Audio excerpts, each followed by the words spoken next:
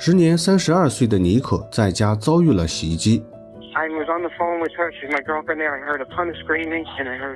她的男朋友第一时间拨打了报警电话，但却提供了错误的地址。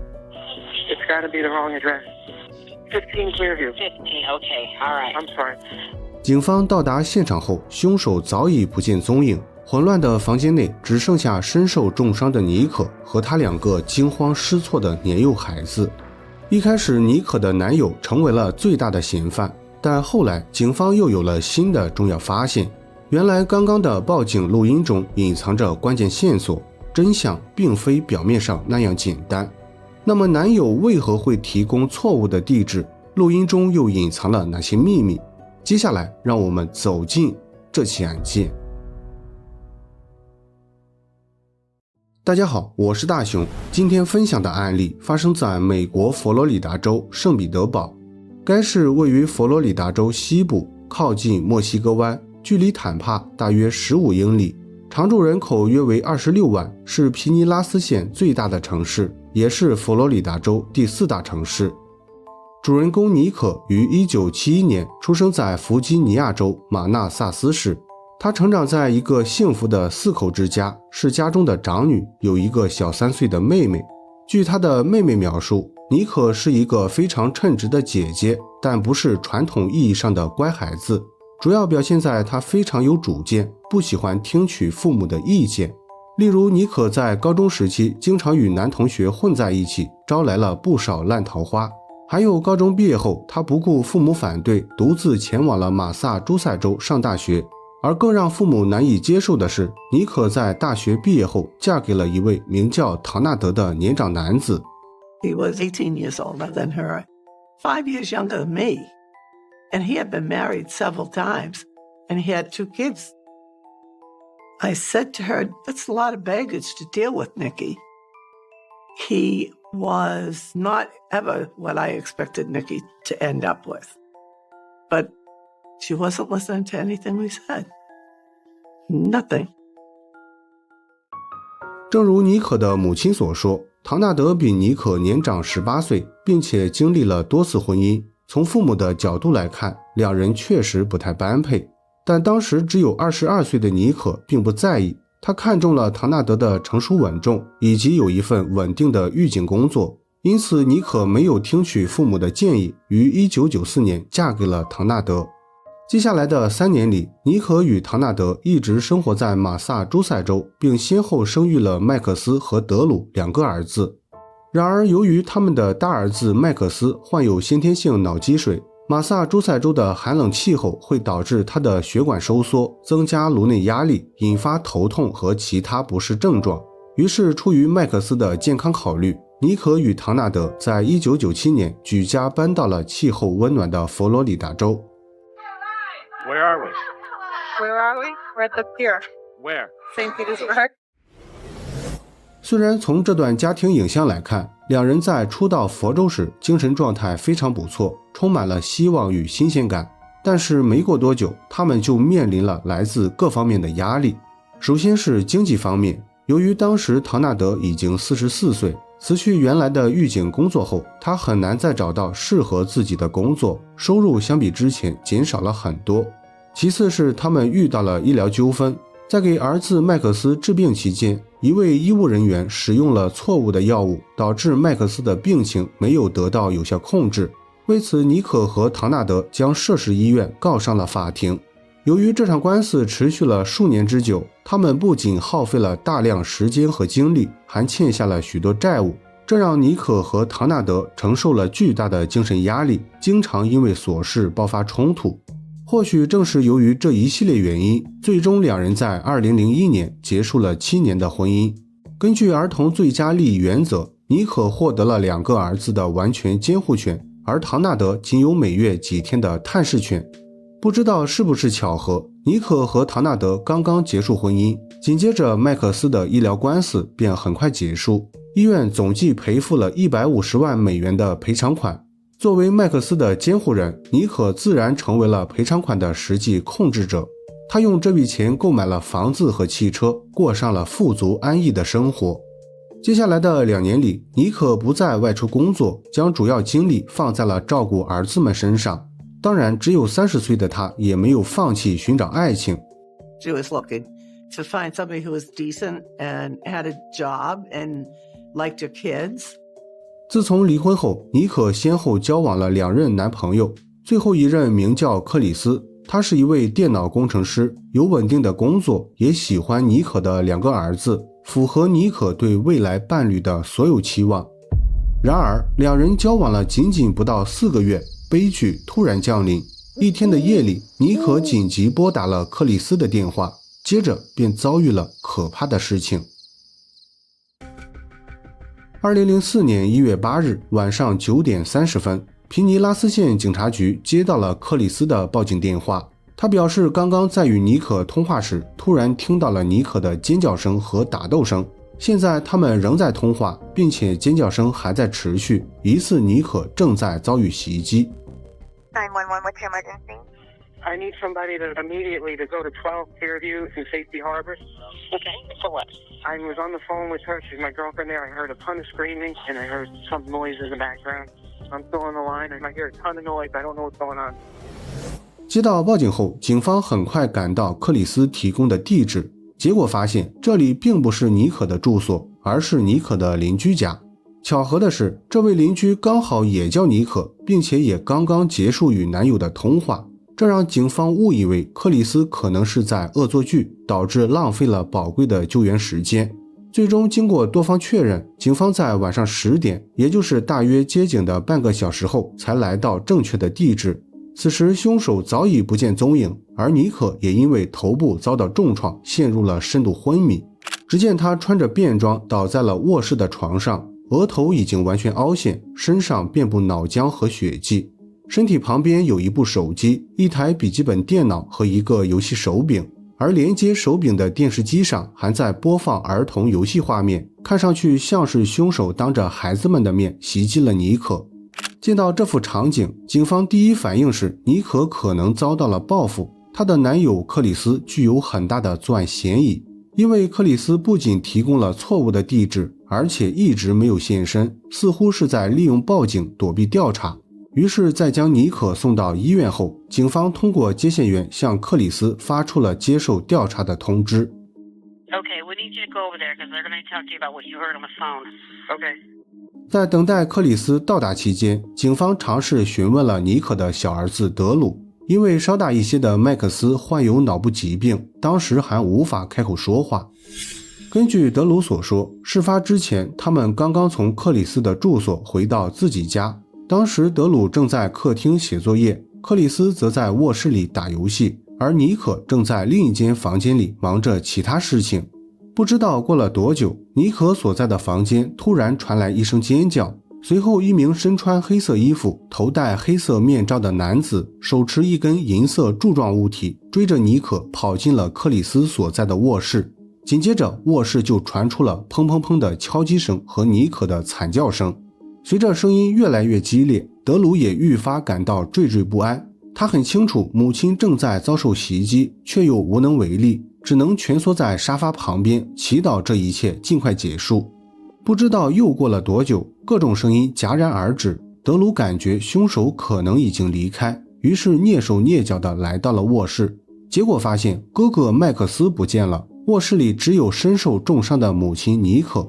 见到这种情况，德鲁再也控制不住情绪，开始放声哭泣。他不知道母亲是否还活着，也不知道哥哥去了哪里，同时还很担心凶手会不会再次出现。正当德鲁手足无措之际，麦克斯突然探出了脑袋，原来他一直躲在床下，侥幸躲过了袭击。接下来兄弟二人尝试了叫醒妮可，发现没有反应后又躲进了浴缸里，两人就这样互相依偎着等到了警方的到来。德鲁的陈述证实了警方的推测，凶手没有其他犯罪行为，动机只是为了报复妮可。考虑到报复类犯罪通常是熟人作案，并且凶手放过了德鲁和麦克斯，显然对他们存在某种情感。于是警方进一步询问了德鲁是否认识那名凶手，因为在熟人面前，即便遮住面部，仍然有可能通过声音或者体态动作暴露身份。没想到的是，德鲁似乎真的想起了某些事情，他随口说了一句凶手是一个经常敲他们家窗户的人，但也仅仅只有这一句，没有继续透露其他信息。具体的原因不太清楚，可能是这件事情勾起了德鲁的可怕回忆，也有可能是回答了太多问题，不想再与警方继续交谈。毕竟德鲁只是一个7岁的孩子，想法随时会发生变化，所以警方没有继续追问，转而找到了妮可的男朋友，也就是报警人克里斯。I was actually scared at that point because I didn't know what was going to happen. I didn't know if somebody was outside my door looking for me too, something like that.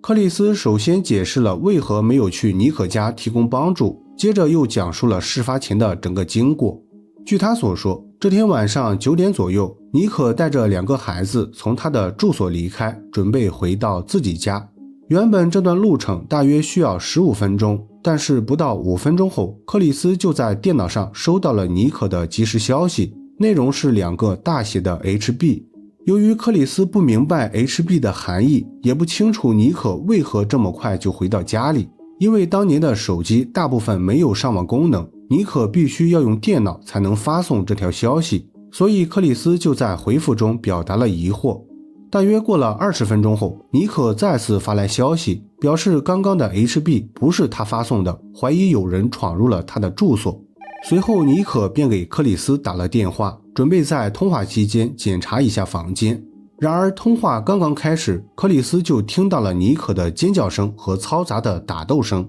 出于安全考虑，克里斯没有前去营救妮可，而是在保持通话的同时立即使用座机报警，向警方寻求帮助。由于当时的情况非常紧急，加上妮可一直在电话那头大声尖叫，这让克里斯乱了阵脚，不小心提供了错误的地址，导致警方没能第一时间赶到现场。克里斯的说法很快得到证实，根据手机和座机的通话记录，克里斯在报警期间确实正在与妮可通话，而且座机是固定电话，只能在家中使用，所以克里斯不可能出现在案发现场，也就排除了他的作案嫌疑。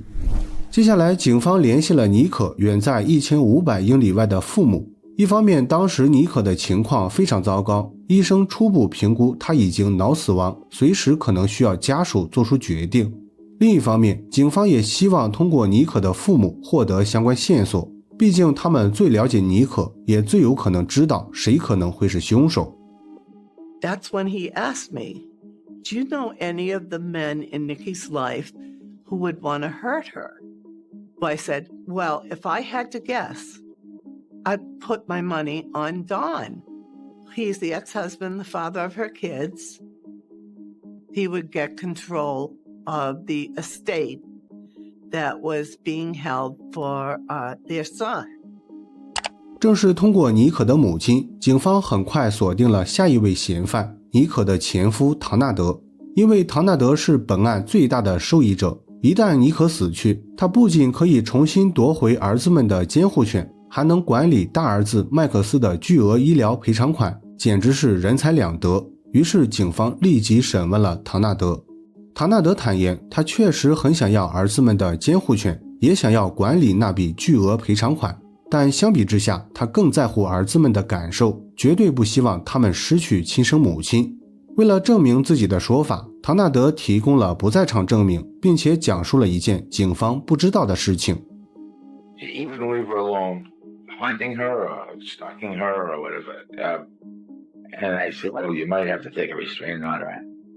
根据唐纳德所说，妮可在离婚后接连交往了2任男朋友，首先是前任丹尼尔，其次是现任克里斯。这2段恋情间隔的时间很短，只有不到1周，也就是妮可向丹尼尔提出分手后，接着就与克里斯成为了男女朋友，完全没有给丹尼尔挽回的机会。正是这个原因，丹尼尔对妮可产生了很大不满。在接下来的4个多月里，他经常出现在妮可的家附近，有时会通过拍打窗户恐吓妮可，有时则会躲在暗处偷窥妮可的日常生活。总之，丹尼尔的骚扰从未停止，手段也愈发激进，让妮可的生活充满了恐惧和不安。因此在唐纳德看来，妮可遭到袭击肯定与丹尼尔存在关系。唐纳德的说法引起了警方的注意，因为妮可的小儿子德鲁之前曾告诉警方，凶手是一名经常拍打他们家窗户的人，这与唐纳德的描述非常相似。于是在核实完他的不在场证明后，警方立即前往了丹尼尔的住所了解情况。当时丹尼尔正在车库修车，见到警方到来后，他表现得非常配合，很快放下手头的工作，邀请警方进入了房间。然而刚一进门，警方就在桌子上发现了一只带有5个灯头的银色手电筒，这让他们瞬间想到了德鲁所说的银色柱状物体，也就是作案凶器。不过由于警方当时没有合法手续，无法带走房间内的物品，所以他们故意坐在了看不到手电的地方，假装没有发现，以免引起丹尼尔的察觉。接下来警方直奔主题，首先询问了丹尼尔是否骚扰过妮可。丹尼尔表示，他与妮可的关系确实有些紧张，尤其是在刚刚分手的那段时间，但是他从未骚扰过妮可，因为他坚信骚扰不会让妮可回心转意，最好的解决办法就是找个新的女朋友，所以他很早就走出了失恋阴影，有了新的伴侣，根本没有必要再去纠缠妮可。至于案发那晚的去向，丹尼尔也给出了详细的解释。他表示，从晚上8点开始，他一直在外面骑着单车陪邻居拉里练习马拉松，直到晚上9点30分才结束陪跑回到家里。回家后，他给女友索菲亚打了一通电话，随后很快休息，再也没有外出过。警方对丹尼尔的说法非常怀疑，因为摆放在桌子上的手电筒足以说明问题，于是他们将丹尼尔带回警局进行了测谎。结果表明，他虚构了所有一切，确实没有如实交代。面对惨败的测谎结果，丹尼尔丝毫没有慌张，他先是质疑了测谎仪的准确性，然后又提出了解决方案，表示愿意让警方到家中搜查，以证明自己的清白。 Dan says, hey, do you want to search my house? So I asked him if I could bring out a forensic team, and he said absolutely. He's very cooperative, but he's also very nervous.It was a strange vibe that you got from this gentleman. 事实证明，丹尼尔确实不是一般人，他不仅预判了警方的预判，并且想好了解决方案。审问结束后，2名警探将丹尼尔送回了住所，以防他在搜查团队到达前销毁证据，也就是那只银色手电筒。然而不知道是警探们大意了，还是丹尼尔太过狡猾，当搜查团队到来后，他们找遍了整个住所，也没有找到先前看到的那只银色手电，更没有发现与本案有关的证据。唯一的收获是，警方在准备离开时，丹尼尔主动拿出了一只与银色手电款式相同，但尺寸明显较小的其他手电。当然，这只手电上肯定不会存在证据。丹尼尔的意图很明显，就是要告诉警方，他赢得了这场较量，即便警方心存怀疑，也拿他没有办法。实际上，当时的情况确实如此。虽然警方后续发现了更多问题，首先，丹尼尔在案发期间并未一直陪着邻居练习马拉松，而是在陪跑了5分钟后，便以身体不适为由提前离开了。其次，丹尼尔与女朋友的通话时间也不是9点30分，而是10点13分。但是这些都不是直接证据，甚至算不上充分的间接证据，所以警方无法对丹尼尔采取任何措施。此时距离案发已经过去了2天时间，由于警方无法解决证据问题，调查工作逐渐陷入停滞，而妮可的家人也在这一天做出了放弃治疗的决定。 I said to everyone there, if you want to go in and say goodbye, I started singing the song that I sang to her when she was baby. Nikki's mom's baby, bye low, my baby, go off to sleep, my love.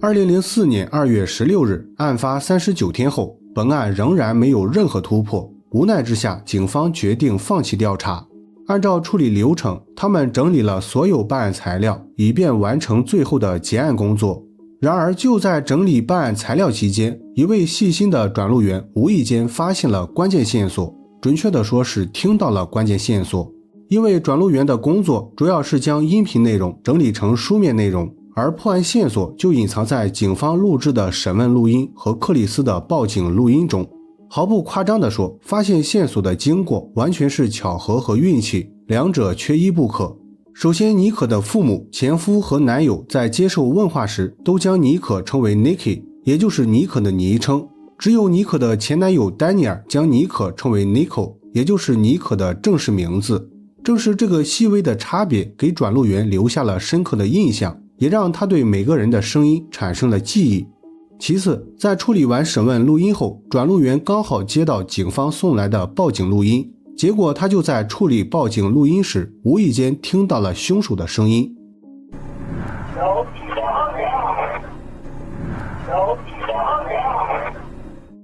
没错，这个声音来自妮可的前男友丹尼尔，因为只有丹尼尔将妮可称为 Nico， 而且他的声音特征也与凶手非常相似。所以说，发现线索的经过完全是巧合和运气。如果克里斯在报警时没有与妮可通话，凶手的声音就不会被记录，而如果转录员没有先处理审问录音，就不会记住每个人对妮可的不同称呼，也不会对接受审问人员的声音产生记忆。这就印证了前面所说，巧合和运气缺一不可。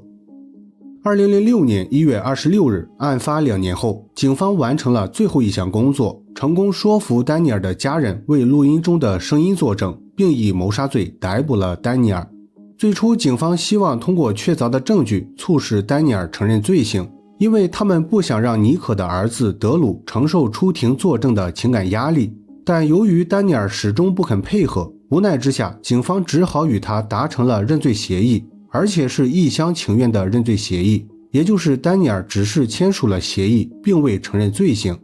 尽管丹尼尔从未透露犯罪动机，但从他已经有了女友却仍要报复前女友的行为来看，他很可能存在某种心理疾病，要么是分手时自尊心受损，试图通过报复获得心理上的安慰，要么是还没有完全放下上一段感情，想要通过结束对方的生活从中得到解脱，也就是得不到就毁掉的心态。总之，丹尼尔的行为可以归类为情感不成熟和冲动控制障碍的表现，甚至可能涉及反社会人格障碍，因为他在作案时进行了较为周密的规划，巧妙地利用了邻居拉里和女朋友索菲亚。首先，丹尼尔在案发前几周一直在陪着拉里练习马拉松，目的是为了给拉里制造他们每晚都待在一起的错觉，还有就是陪跑可以随时找借口离开，并且也有单车作为交通工具，这样他就可以快速前往和逃离案发现场，从而不引起怀疑。其次，丹尼尔在完成犯罪后第一时间联系了女友索菲亚，故意讲述了很多虚假信息，目的是为了制造不在场证明，营造他一直待在家里的假象。虽然这个计划并不完美，存在一定的时间漏洞，但只要警方不是特别认真，仍然有可能蒙混过关。实际上，如果警方没有发现那只银色手电，或者没有遇到一位认真负责的转录员，本案基本就会成为无解的悬案。好在后续发生的一系列巧合导致丹尼尔露出马脚，最终付出了有限的代价。2007年5月18日，案发3年后，本案开庭审理。根据之前达成的认罪协议，丹尼尔仅被判处2级谋杀罪，获刑25年监禁。不出意外的话，他将在2028年获得假释。好了，本期案件分享到这里也就结束了。如果你喜欢我的节目，请帮我点赞加关注，非常感谢大家的支持。我是大熊，期待下次见。